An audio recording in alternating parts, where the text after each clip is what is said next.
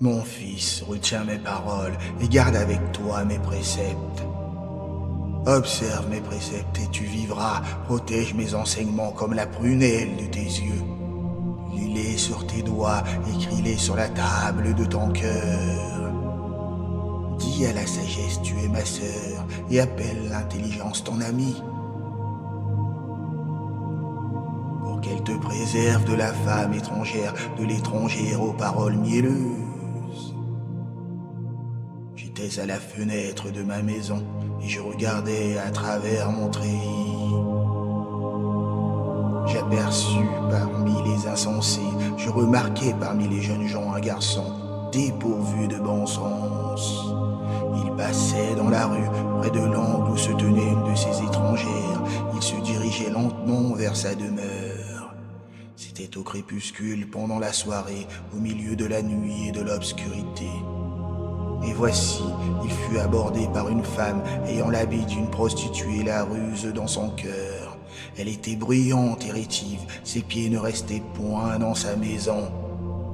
Tantôt dans la rue, tantôt sur les places, et près de tous les angles, elle était aux aguets. Elle le saisit et l'embrassa, et d'un air effronté, lui dit: Je devais un sacrifice d'action de grâce. Aujourd'hui, j'ai accompli mes vœux. C'est pourquoi je suis sorti à ta rencontre. Pour te chercher, je t'ai trouvé. J'ai orné mon lit de couverture, de tapis de fil d'Égypte. J'ai parfumé ma couche de myrrhe, d'aloès et de cinnamome. Viens, enivrons-nous d'amour jusqu'au matin. Livrons-nous joyeusement à la volupté. Car mon mari n'est pas à la maison. Il est parti pour un voyage lointain. Il a pris avec lui une bourse d'argent. Il ne reviendra à la maison qu'à la nouvelle lune. Elle le séduisit à force de paroles, elle l'entraîna par ses lèvres mielleuses. Il se mit tout à coup à la suivre, comme le bœuf qui va à l'abattoir, comme un fou qu'on lie pour le châtier. Jusqu'à ce qu'une flèche lui perce le foie, comme l'oiseau qui se précipite dans le filet, sans savoir que c'est au prix de sa vie. Et maintenant, mes fils, écoutez-moi et soyez attentifs aux paroles de ma bouche.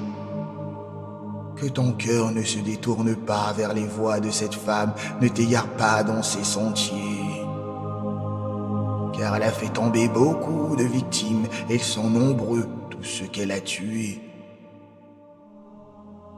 Sa maison est le chemin du séjour des morts. Il descend vers les demeures de la mort.